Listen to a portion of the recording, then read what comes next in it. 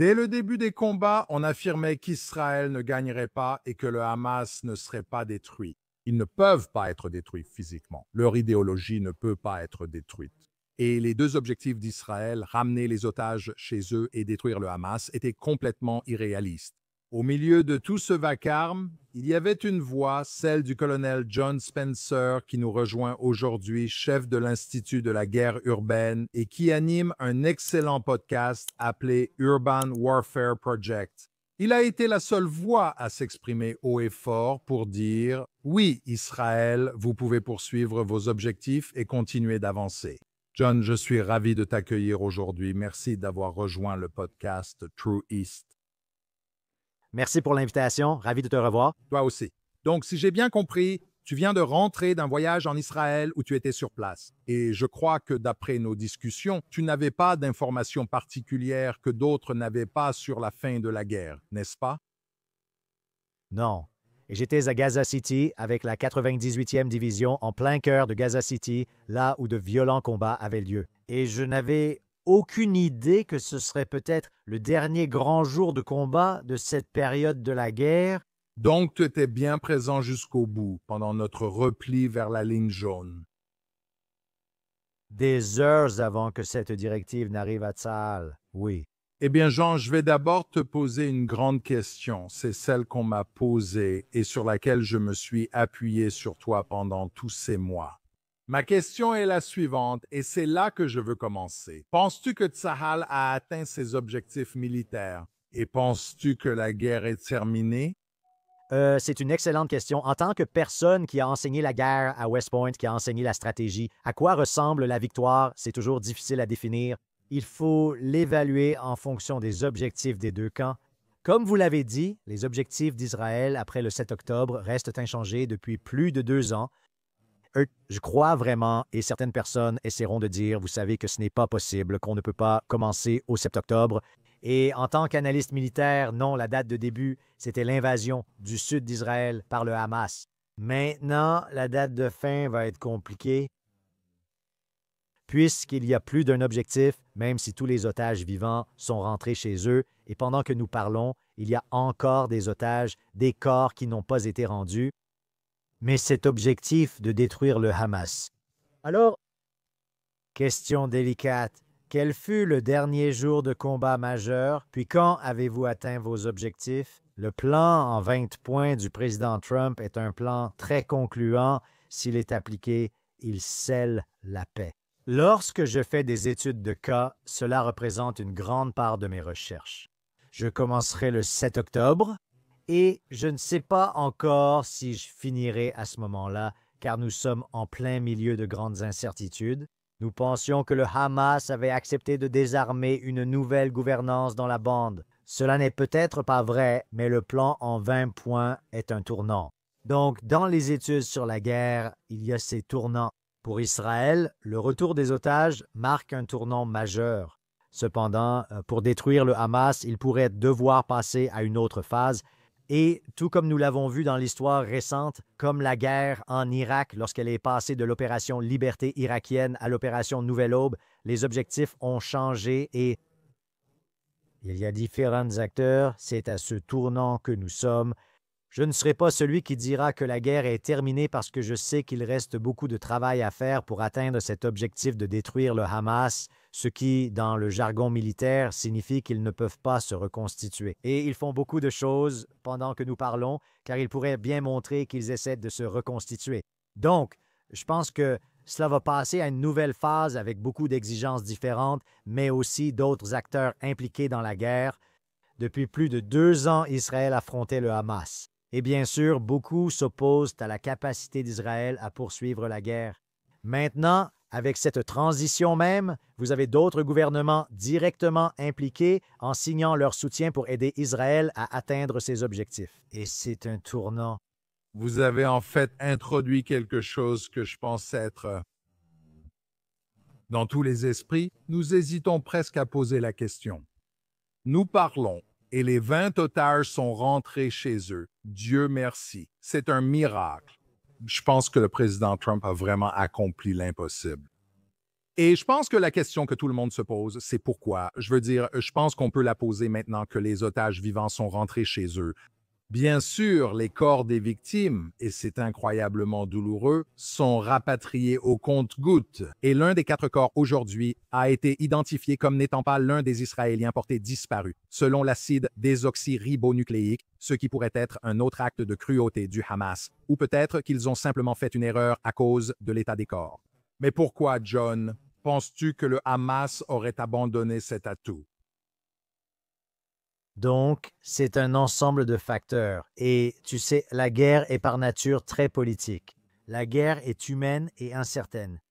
À ce stade, d'après tout ce que nous savons dans le domaine public, je ne fais que des recherches non classifiées. C'est que le fait de détenir des otages vivants, une fois que la guerre est un affrontement de volonté. Ainsi, pour répondre à vos premières remarques, je croyais qu'Israël pouvait réussir. Mais le Hamas avait beaucoup de raisons qui l'inspiraient à continuer de croire qu'il pouvait gagner. Et ces derniers mois, grâce au président Trump, mais aussi grâce à Israël, à Tsahal, à la société israélienne, tous les espoirs que le Hamas pensait pouvoir utiliser les otages pour atteindre ses objectifs ont été anéantis. Un soutien indéfectible des États-Unis, le gouvernement israélien, acceptant ce plan de paix très conditionnel et concluant, mais ensuite avoir tous ces pays arabes et musulmans. Cela élimine ce que le Hamas utilisait depuis 2 ans, la division entre la communauté internationale et le droit d'Israël à se défendre et à ramener ses otages. Mais je ne me déconnecte pas non plus, et ça c'est clairement politique, enlever cette volonté-là. Mais il y a eu la frappe israélienne au Qatar même si elle n'a pas réussi, mais peut-être qu'elle a réussi sur le plan cognitif en montrant qu'Israël fera ce qu'il faut, même ce que d'autres pensent qu'il ne ferait pas, même sur le plan politique et géopolitique, pour atteindre ses objectifs justes et légitimes dans la guerre. Et enfin, les forces de défense israéliennes. Donc, l'opération Chariot de Gédéon B, je pense, a dissipé l'idée du Hamas selon laquelle les forces de défense israéliennes n'oseraient pas pénétrer dans certaines zones par crainte pour les otages. Et c'était vraiment difficile à faire. Mais le fait que tous ces éléments se soient combinés sur le terrain et bien sûr le fait que les États-Unis soient ce que nous sommes, sans arrogance, d'avoir ce soutien, un soutien indéfectible, non seulement avec le président Trump, mais aussi le secrétaire Rubio. Tout le monde a joué un rôle énorme pour convaincre le Hamas que la stratégie d'utiliser les otages, qui avait fonctionné dans toutes les guerres précédentes. J'ai même rédigé l'étude de cas sur la première guerre de Gaza en 2008. Vous savez, c'est une stratégie qui a fonctionné pour eux. Mais tout cela réuni, ces 3 facteurs ensemble, a fait qu'ils ont cru, et je ne pense pas qu'ils aient accepté une reddition unilatérale, mais ils ont accepté que, grâce même au Qatar, à l'Égypte, à tous leurs alliés, ouvertement ou en coulisses, ils ont été convaincus qu'ils devaient le faire. Alors qu'ils pensent probablement avoir des stratégies, ils comptent sur la lassitude des nations pour essayer de conserver le pouvoir et faire autre chose. Mais concernant l'avancée sur les otages, je ne pense pas qu'il y ait eu un seul facteur. Tous ces éléments se sont mis en place. L'administration américaine, tous les pays musulmans et arabes, les opérations de Tsahal et la volonté d'Israël de faire ce qu'il fallait ont supprimé cet espoir, car la guerre est une épreuve de volonté. Et cela a convaincu ce qui reste du Hamas, et nous utilisons cette désignation unilatérale pour le Hamas. C'est, vous savez, un parti politique. Et c'est une faction militaire de guérilla, c'est une idéologie, tout cela à la fois. Le Hamas actuel, bien que certains milliardaires au Qatar soient les mêmes, n'est plus le même qu'avant le 7 octobre. Donc, vous avez affaire à des personnes différentes, même influencées, que vous devez influencer à la fois au Qatar et à l'intérieur de Gaza. Eh bien, laissez-moi vous poser une question ici. Nous nous appuyons sur un accord qui a été créé par le président Trump, à la manière de Trump, en rassemblant énormément de personnes dans une logique de perturbation totale, exactement comme il en parle dans L'art de la négociation. Il réunit les gens autour de la table, fait passer l'accord, rassemble tous ces pays pour qu'ils signent. Et cela met dans la même pièce des personnes qui, vous savez, sont en conflit, que ce soit, vous savez, du côté musulman de l'équation ou potentiellement même du côté israélien avec les accords d'Abraham qui ont permis la paix et potentiellement une paix future entre des acteurs comme l'Indonésie, l'Arabie saoudite et bien d'autres qui s'engagent dans ce processus. L'une des choses que j'entends, et je suis curieux de savoir ce que vous avez entendu quand vous étiez ici, c'est que quelqu'un m'a dit aujourd'hui, écoutez, le président Trump a accompli l'impossible, il a ramené les otages. Il pense cependant que l'argent peut résoudre les problèmes du Moyen-Orient. Et il lui échappe que le Hamas est un acteur irrationnel et qu'on ne peut pas l'acheter. Et donc, ces plans financiers pour la bande de Gaza et ainsi de suite ne changeront pas l'idéologie du Hamas. Et je sais que tu as vraiment défendu l'idée qu'il faut d'abord, si je puis dire, éliminer la puissance militaire du Hamas et ensuite on pourra changer leur idéologie. Mais est-ce réaliste, avec un plan comme celui-ci, de changer l'idéologie du Hamas et de l'éradiquer de Gaza? Et est-ce nécessaire? Donc, la fin est très facile à répondre. C'est essentiel pour la paix. Pour Israël comme pour les Palestiniens, le Hamas et la radicalisation continue de la population doivent cesser, sinon ce n'est qu'une pause dans le cycle de la violence. Et je sais qu'il y a beaucoup de gens, alors que le passé est un prologue, qui disent « Oh, tu sais, tu ne comprends tout simplement pas le Moyen-Orient. Cela a déjà été tenté auparavant, tu sais, au sud du Liban, à Gaza et ailleurs. » C'est juste la même histoire à une autre époque. Je ne le vois pas comme ça. Je ne partage pas non plus le même point de vue sur la doctrine Trump, si on peut l'appeler ainsi. Bien sûr, c'est un homme d'affaires. Il aime l'argent. C'est une grande partie de ce qu'on appelle les 4 formes de puissance nationale. Et il l'utilise énormément. Il y a la diplomatie, l'information, le militaire et l'économie. Et il adore la puissance économique nationale et il a raison. Mais il incarne aussi vraiment cela et j'essaie de rester en dehors de la politique en tant qu'analyste militaire. Mais on nous a menti sur la guerre depuis très longtemps en nous faisant croire qu'on peut négocier avec des acteurs irrationnels. Chacun souhaite simplement que ses intérêts soient pris en compte.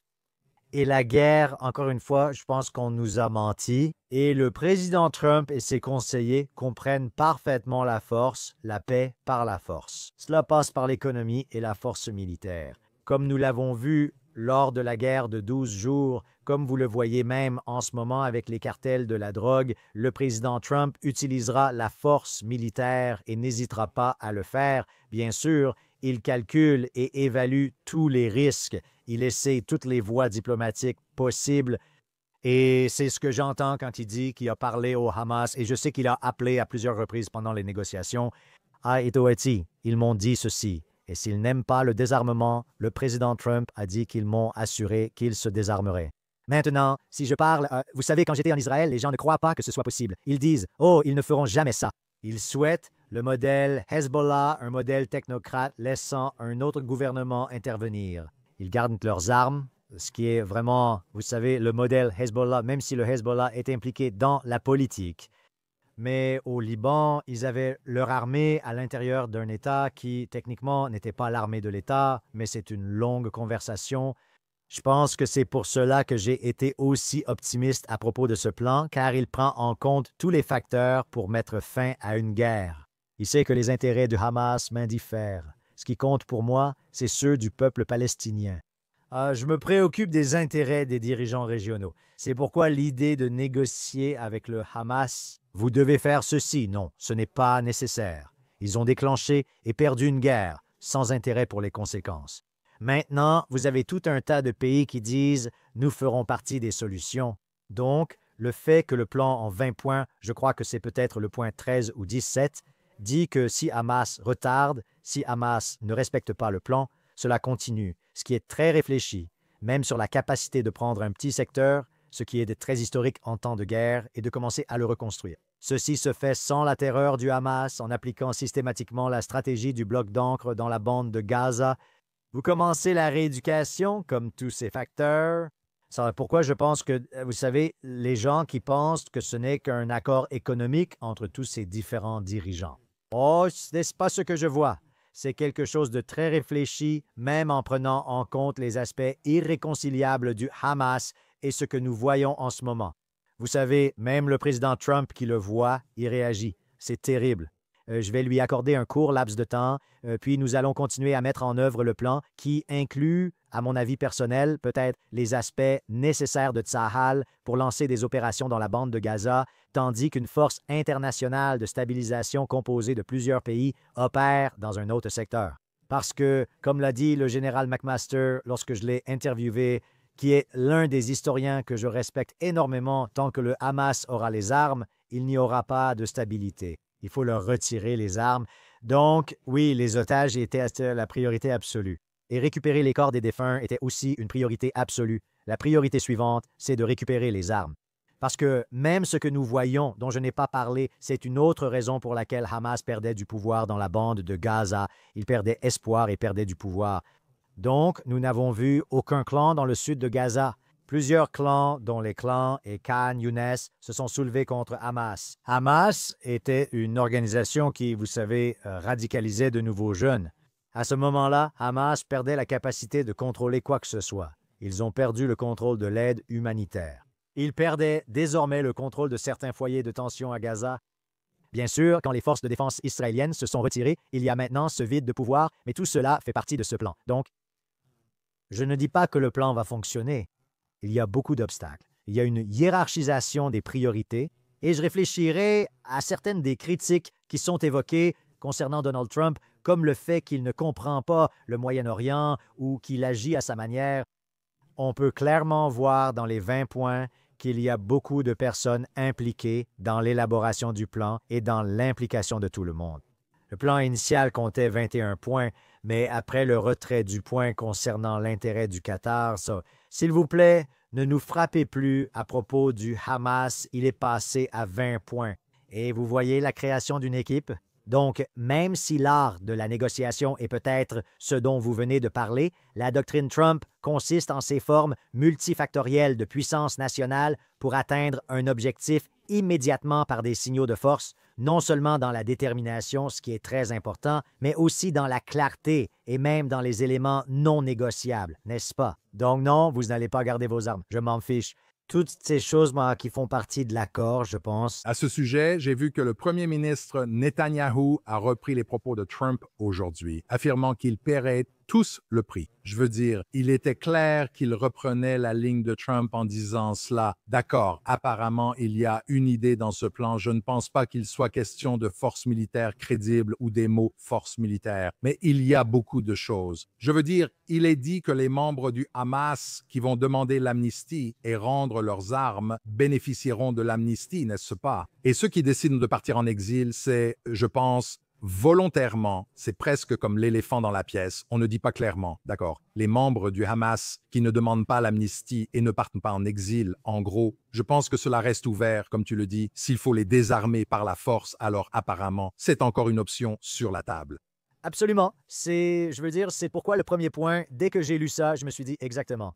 Le premier point, c'est que la bande de Gaza sera déradicalisée et libre de toute terreur. Ensuite, il est précisé plus loin que le Hamas n'aura aucun rôle. Il n'était pas dit qu'il y aura du Hamas. Ce plan en 20 points met fin au Hamas. Oui, c'est très difficile d'y revenir. Vous savez, je me bats depuis le début. Il est vraiment dur de combattre une idéologie. Ce n'est pas impossible, mais très difficile, surtout dans une région radicalisée. Depuis la naissance, vous savez, la version palestinienne de Sesame Street, vous savez, c'est horrible. Tout cela doit cesser. Il est tout à fait possible, premièrement, de retirer les armes et le pouvoir à l'ancienne idéologie et de commencer à construire quelque chose de nouveau, pièce par pièce. Vous savez, les gens discréditent aussi le plan parce que, encore une fois, ils utilisent le passé comme prologue au Moyen-Orient et considèrent à quel point ce serait une tâche énorme de déradicaliser et de commencer. Cela a déjà été fait ailleurs avec succès, donc je suis d'accord que le plan est chaque mot est très soigneusement choisi et pas tellement précis sur la façon dont les choses seront faites. Parce que je pense personnellement, encore une fois, même pendant la guerre de 2 ans, la manière dont l'armée du Hamas a été détruite n'a pas été unique. Cela s'est fait de plusieurs façons. Et la façon dont enfin on peut commencer à parler du lendemain, et je pense que c'est là où nous en sommes. Cela ne signifiait pas que toutes les armes se tairaient à cause d'une force irréconciliable. Mais il y a beaucoup d'exemples dans l'histoire qui montrent que même dans ce cas, si vous avez tout ce consensus et ce soutien, et c'est une autre transition de cette guerre, c'est que si cela recommence et que les forces de défense israéliennes doivent à nouveau entrer dans certaines zones pour faire ce travail de désarmement et de stabilisation, ils ont un soutien qu'ils n'avaient pas depuis 2 ans. Ben, pas seulement les États-Unis, mais toutes ces autres personnes qui ont signé en disant qu'elles sont d'accord avec ce plan qui inclut, encore une fois, la reprise des opérations. Si le Hamas a son mot à dire, s'il ne respecte pas toutes les conditions du plan et essaie de s'en sortir, dans un secteur de la bande de Gaza, vous recommencerez. Dans un autre secteur, vous pouvez commencer, cela ayant été retardé à cause d'Israël. Par exemple, instaurons une stabilité dans certaines zones de Gaza. C'est possible.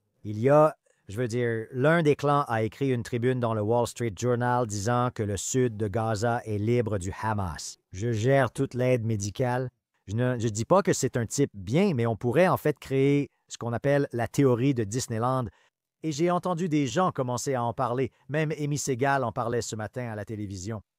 Ça s'appelle la théorie de Disneyland. C'est comme si vous preniez une toute petite portion, vous commencez à la développer dans la stabilité. Il n'y a pas d'organisation terroriste. Et ils reçoivent tous les services et les choses commencent à se reconstruire. Et puis, il n'y a pas que les insurgés dans cette histoire. Maintenant, on peut peut-être commencer à qualifier Hamas de force insurgée, mais pas tout à fait. Mais ils voient, et toutes les populations voient, qu'il y a de l'espoir pour la reconstruction. Et cela s'appelle la théorie de Disneyland avec un peu d'histoire. Fascinant. Je voulais ajouter, en lien avec ce que vous disiez, que nous avons vu les clans se lever. Puis les forces de défense israéliennes ont tué une vingtaine de terroristes du Hamas il y a 1 ou 2 semaines lors de combats avec les clans. Et puis, dès que cet accord a été proposé, ce même clan, comme nous le savons, a demandé au Hamas de conclure une sulha, qui est une sorte d'accord, une médiation avec le Hamas. Et la réponse du Hamas, vous savez, a été « Eh bien, vous savez, nous n'allons pas nous précipiter pour conclure une sulha avec vous. » On peut ainsi voir la plus petite fissure dans ce plan. Ces gens ont peur. Je ne sais pas les exécutions vues aujourd'hui au centre de Gaza. Je sais que vous l'avez publié.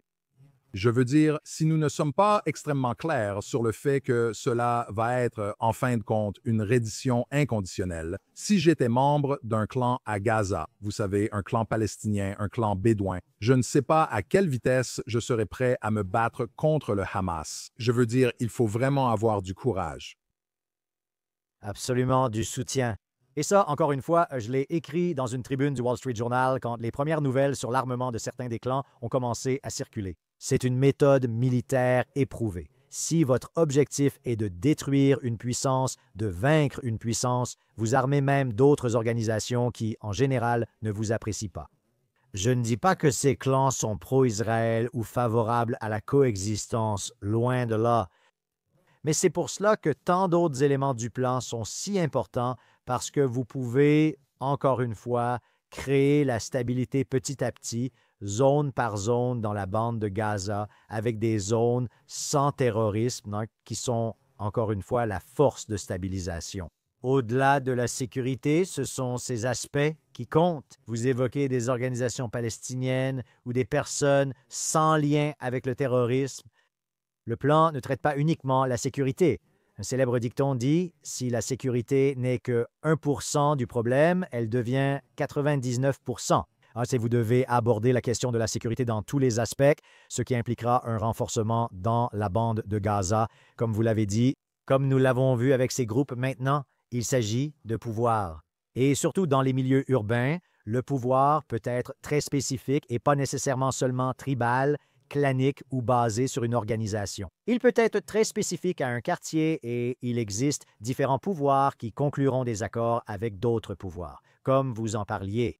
Mais c'est pourquoi, pour moi, le plan d'avancer avec cette force de stabilisation, c'était ça, parce que cela permet à la stabilité de commencer à s'installer dans certaines zones pendant que vous reprenez le reste morceau par morceau et vous n'êtes pas en train de faire du nation building, Duran. Et ce sera l'autre aspect des généraux des réseaux sociaux à ce sujet, c'est qu'ils pensent que c'est un projet de nation building raté. Personne ne parle de ça. Bien qu'il y ait une certaine communication à ce sujet concernant la réforme de l'autorité palestinienne, des groupes palestiniens et des choses comme ça, il ne s'agit pas de construction nationale, mais de créer de la stabilité et d'entamer la déradicalisation et la démilitarisation de la DDER. Vous avez aussi évoqué la réconciliation où certains membres du Hamas, non impliqués dans l'attaque du 7 octobre, affirment ne plus en faire partie et estiment que ce groupe n'a pas d'avenir. Nous avons aussi vu le Hamas tenter de se renommer aussitôt comme force de sécurité palestinienne ou police. Tout cela, encore une fois, est historique et normal. Et la réconciliation fait en fait aussi partie des opérations post-conflit pour certains d'entre eux. Voilà pourquoi ce plan compte pour moi. Il devra faire face à de nombreux défis pour inclure ceux qui disent en faire partie et qui pourraient, je ne dirais pas avoir froid aux yeux, mais il y a ici beaucoup d'acteurs qui ont des intérêts multiples, comme l'Égypte, la Turquie, le Qatar, tous ceux-là. Mais le plan avec le soutien des États-Unis est assez simple et Israël bénéficiera d'un soutien qu'il n'a pas eu depuis 2 ans.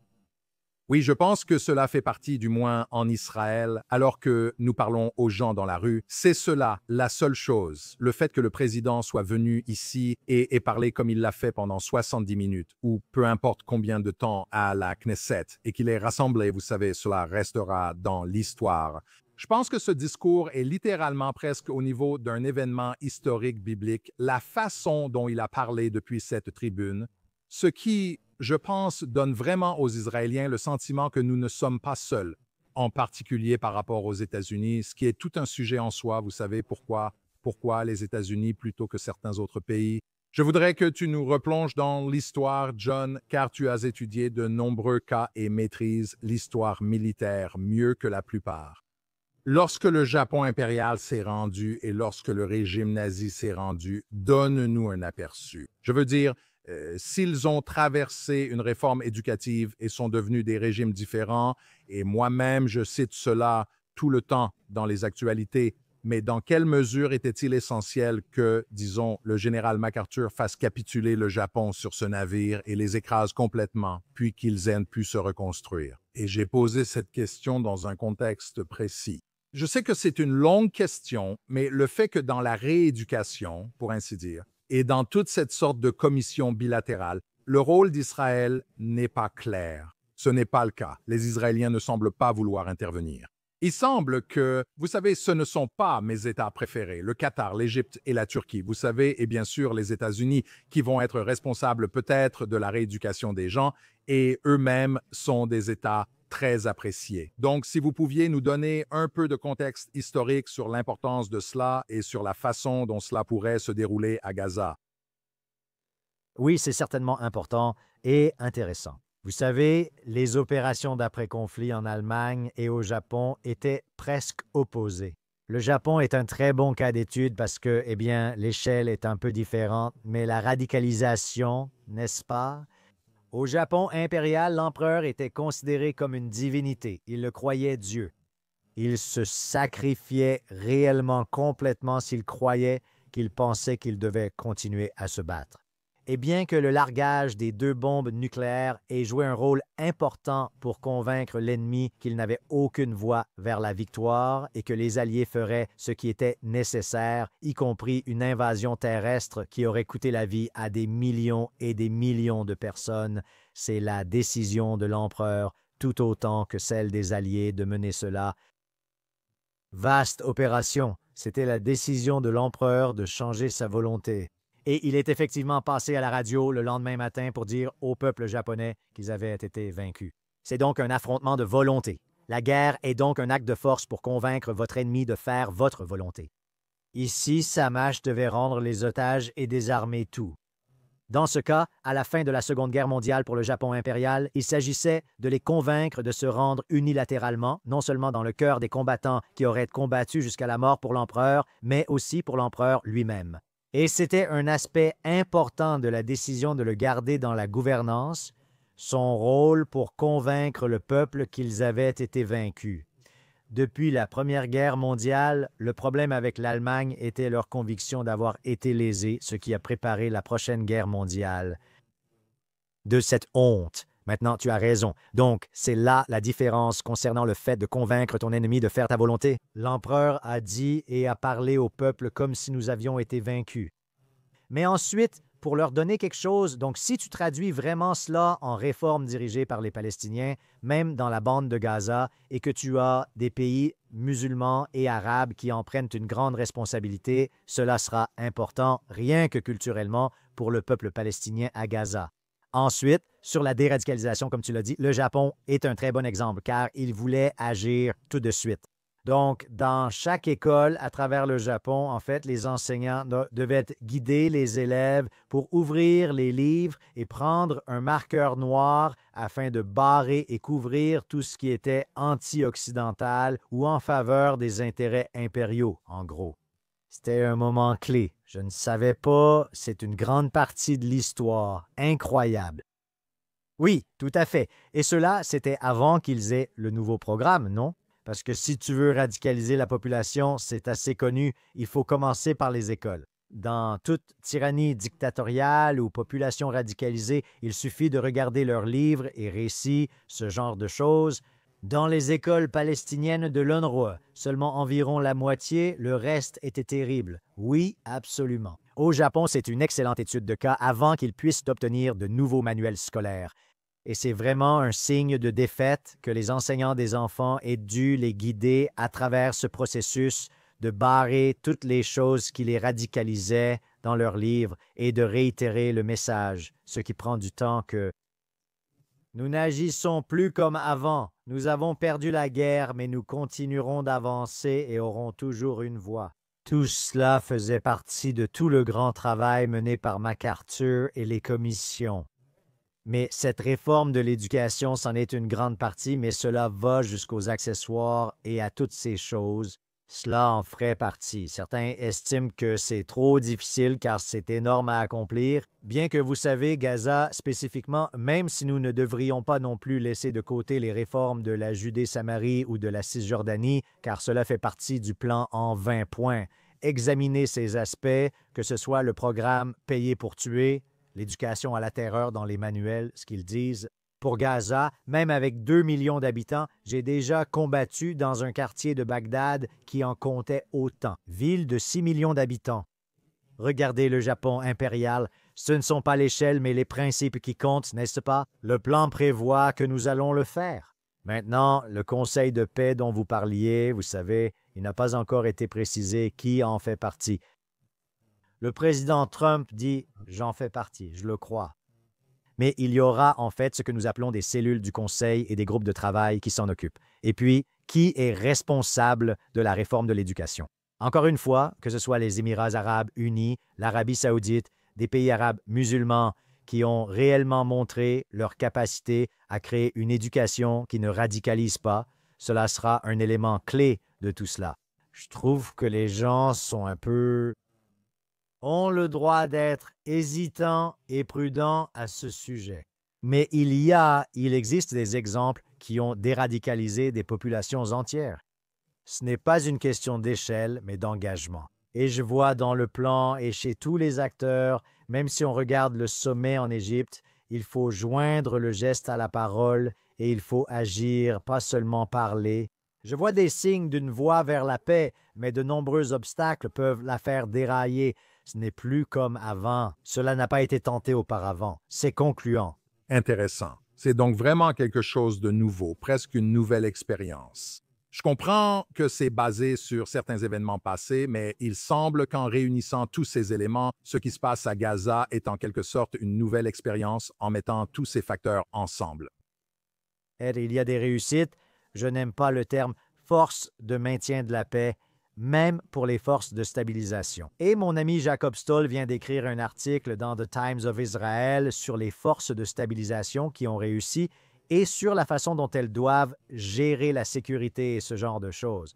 Et il y a certains aspects culturels, comme vous l'avez dit, de nouveaux aspects à cela, même si le Japon est un excellent exemple où, vous savez, il y avait un leadership et une responsabilité américain, mais il y avait toujours un leadership japonais dans la réforme et c'était nécessaire, plutôt que d'autres modèles où vous arrivez simplement, ils ont perdu une guerre et vous devez leur imposer les choses.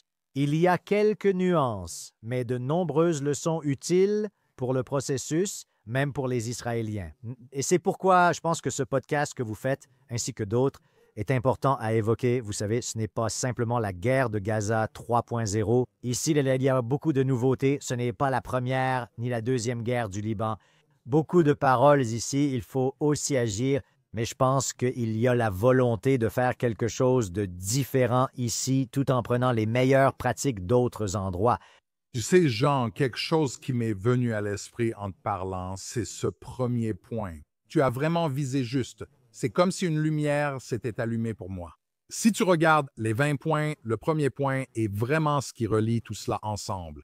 Donc, je suppose que ce que je pense, tu sais, c'est presque comme si on rebrandait le plan en 20 points en le rendant conditionnel au premier point. Ce ne sont pas 20 points distincts. Encore une fois, je ne cherche pas à être politique, mais je veux quand même préciser ceci.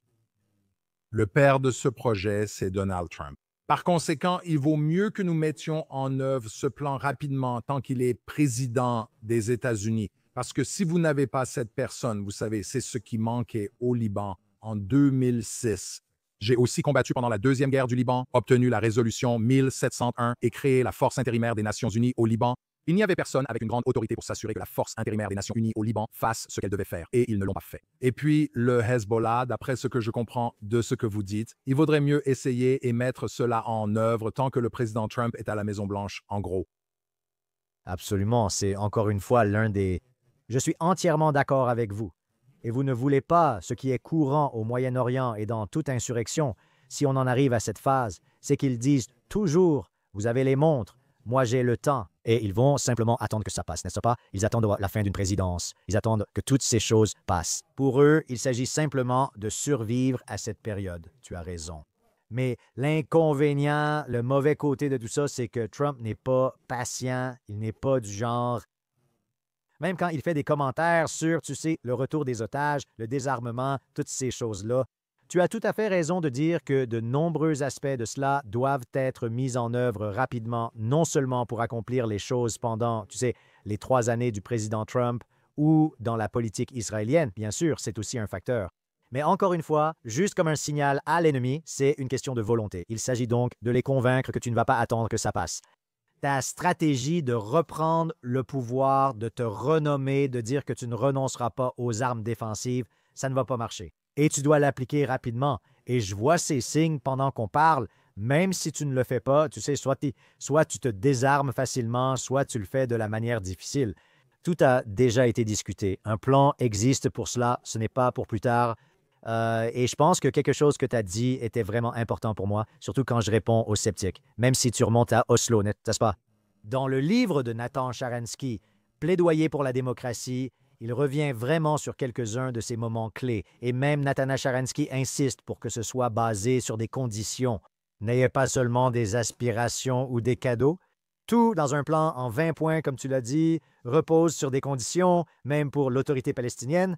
Oui, tu peux en faire partie après t'être réformé, et une fois que nous aurons validé que tu t'es réformé, c'était une partie distincte de ce plan, et il faut reconnaître le mérite du président Trump et de son administration. Tout dépend des conditions à chaque étape. Ce n'est pas juste « on va te donner ça ». Nous faisons un plan par étape pour un accord. Non, non, non, c'est basé sur des conditions. Et c'est... Même sans donner de délai, j'ai vu des journalistes insister. Combien de temps leur donnerez-vous pour rendre les corps ou se désarmer? Et en fait, son historique récent, ces 8-9 derniers mois, montre que ce n'est pas beaucoup de temps. Il ne vous dira pas combien, mais ce n'est pas beaucoup. Ça monte compte en jours, pas en mois. C'est exact. Tu sais, John, je veux t'emmener sous terre un instant, là où tu t'épanouis. Et je vais simplement redire que, en écoutant ton podcast sur la guerre urbaine, l'un des enseignements pour moi a été ce que tu appelles les belettes, qui est le réseau souterrain d'Israël connu sous le nom de Yahalom, et un élément de Yahalom qui s'occupe de la guerre des tunnels.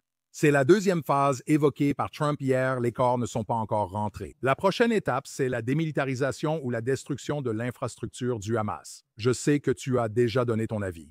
Et je pense que pour moi-même, pour les téléspectateurs et les auditeurs, nous cherchons à vaincre le Hamas, à les démilitariser. Pourquoi mettons autant l'accent sur la destruction des tunnels? Je veux dire, il y en a tellement et j'y suis déjà allé. Vous y êtes allé? Il y a des centaines de kilomètres de tunnels. C'est une tâche énorme. À quel point, en allant tunnel par tunnel, le Hamas ne peut-il pas simplement en construire encore et encore plus? Pourquoi est-ce si essentiel pour vaincre l'ennemi? C'est parce que, en fait, il faudrait tout un podcast pour couvrir même l'histoire de la guerre des tunnels et des tunnels laissés derrière qui sont ensuite utilisés par de nouvelles puissances. Mais ces tunnels-là, spécifiquement, ce qui a été construit à Gaza n'a vraiment jamais été vu dans l'histoire, bien que d'immenses tunnels aient été vus dans de nombreuses guerres. Et je sais, en fait, j'ai déjà été dans l'ancienne cité de David et dans le tunnel d'eau et comment il était utilisé dans la Jérusalem antique. Et j'ai été honoré d'avoir cet épisode de podcast parce que c'est ancien, mais ces tunnels coïncident avec le Hamas ou tout autre groupe qui viendrait plus tard, utilisant la surface comme bouclier et comme sacrifice dans la stratégie d'attendre de subir la condamnation internationale et les guerres sur TikTok. Et il est vraiment important pour toute opération post-conflit de retirer l'infrastructure militaire, et celles-ci ne sont en aucun cas à double usage. Elles sont uniquement destinées à des fins militaires. Et cela a même évolué depuis 2005, vraiment. Des tunnels, des bombes dans les tunnels, des tunnels transfrontaliers et ce que nous voyons maintenant avec ces villes sous chaque parcelle de terrain à Gaza, c'était l'essentiel de mon étude la semaine dernière. Par exemple, que savons-nous? Que sait Tsahal de l'étendue réelle? Je pense même que certains grands planificateurs ne comprennent pas vraiment, mais je pense qu'ils comprennent que cela fait partie de la démilitarisation tout autant que le désarmement, parce que ces tunnels offriraient encore des capacités militaires. C'est pourquoi on l'appelle une infrastructure de dissimulation, de planification, de stockage de marchandises, de contrebande, tout ça. Donc, c'est une tâche monumentale à accomplir. Je le vois sur le plan, mais je doute que ce soit les tunnels de l'État. Il s'agit simplement d'infrastructures qui sont vraiment les principales infrastructures encore très présentes. Je veux dire, on parle, vous savez, il y avait une estimation de 500 kilomètres et en fait, je pense que c'est peut-être presque le double après ma récente visite et en voyant la superposition des tunnels. Il existe une hiérarchie des tunnels. Donc, les forces de défense israéliennes, en fonction des objectifs à ce moment-là, que ce soit la division de Gaza et la création de la zone tampon ou les opérations visant réellement à trouver et détruire le Hamas, à quel point les tunnels s'adaptent à leur évolution vers la guerre de guérilla. Mais comment détruire un tunnel? C'est une grande question qu'on me pose en ce moment, c'est-à-dire que même si toutes ces choses commencent à se mettre en place et que vous voulez créer de la stabilité, c'est bien de cela qu'on parle, créer des poches de stabilité sans terreur et déradicaliser. Bien sûr, il faudrait s'occuper du sous-sol dans ces zones. Et encore une fois, les gens vont dire que c'est trop difficile. Je ne vois même pas comment c'est possible s'ils prennent le plus grand chiffre, n'est-ce pas? Et je traite souvent avec des gens qui utilisent des chiffres. Mais sur une zone très restreinte, il y a désormais moins de tunnels. Alors, quelle est la meilleure façon de détruire l'infrastructure? Et les forces de défense israéliennes ont fait 2 ans de travail, même en cartographiant le réseau terroriste sans forcément le détruire.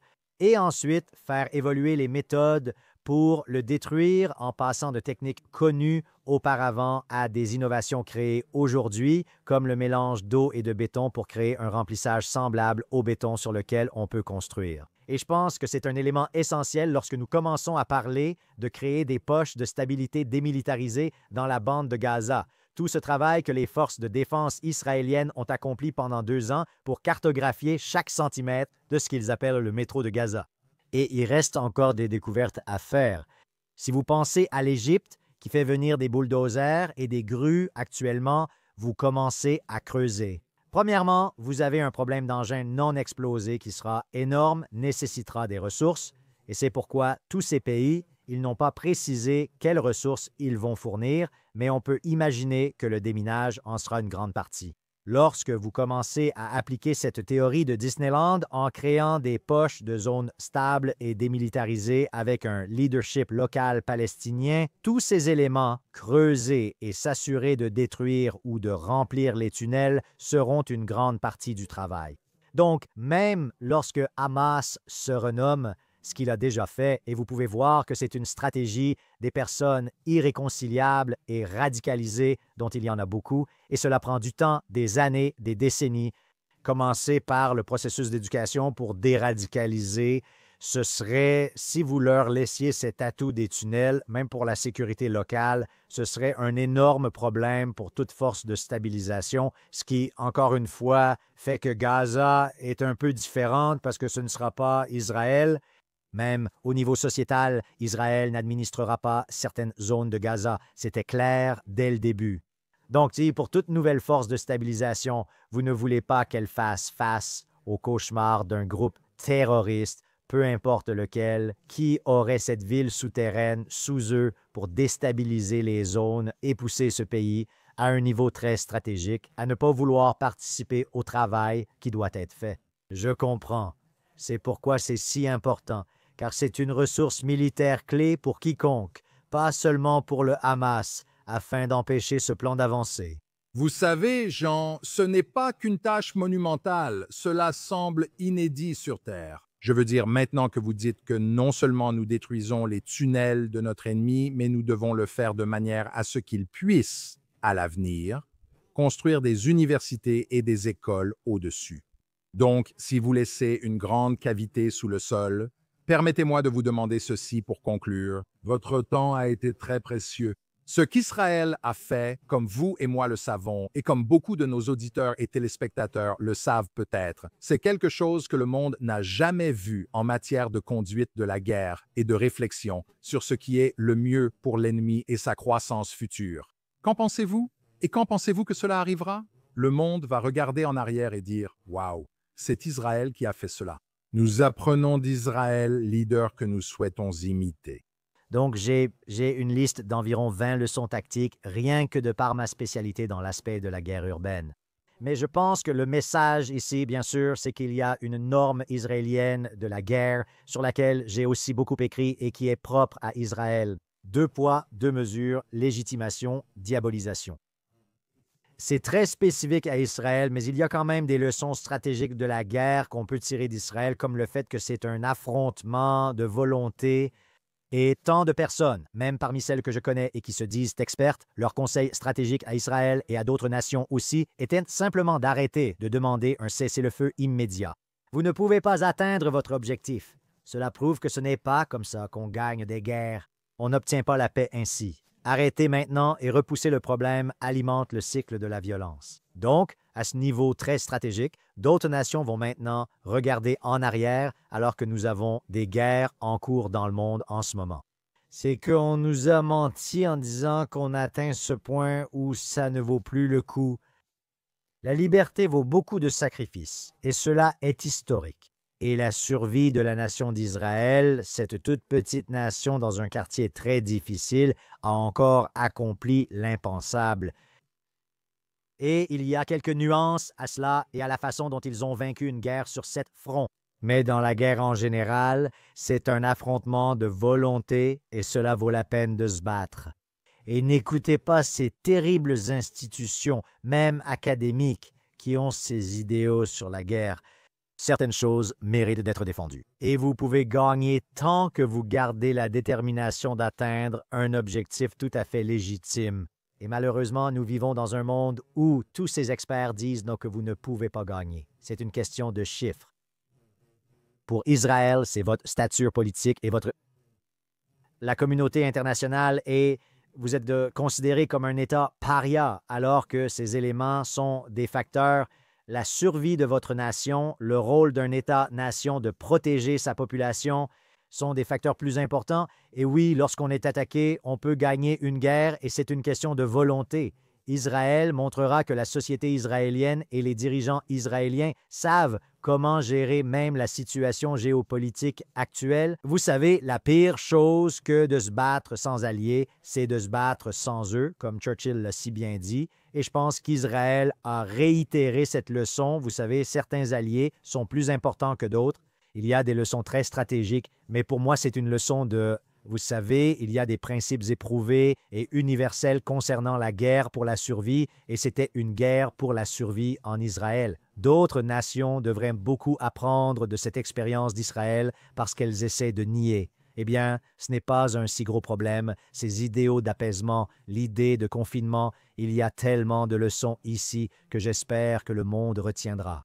Vous savez, colonel John Spencer, la mémoire du peuple juif et d'Israël est très longue. Nous pouvons regarder en arrière et voir les moments où nous avons tenu seuls face à la Syrie, Babylone et Rome, comme dans la cité de David, et la Shoah et tant d'autres moments où nous avons tenu seuls, mais pas vraiment seuls, car il y a eu des personnes justes qui ont vu la vérité et qui ont été emportées avec nous dans l'histoire et dans le futur, dans notre mémoire nationale. Et je veux dire, John, nous sommes à un tournant important dans cette guerre et j'apprécie vraiment non seulement vos analyses, mais aussi votre courage, votre foi en Israël et votre capacité à voir la vérité sans être influencé par le défaitisme du monde. C'est vraiment précieux et je pense que je parle au nom de tous nos téléspectateurs et auditeurs. Merci de nous aider à être une lumière qui nous guide. Je le crois vraiment et nous verrons comment cela va évoluer et j'aimerais à l'avenir un jour avoir vos excellents retours sur la façon dont cela aura déjà atteint la phase finale et comment nous aurons la paix régionale au Moyen-Orient et alors Israël devra s'habituer à être une puissance régionale. Merci Doron, merci pour tout, c'était un honneur de vous parler. Vous aussi. Merci, John.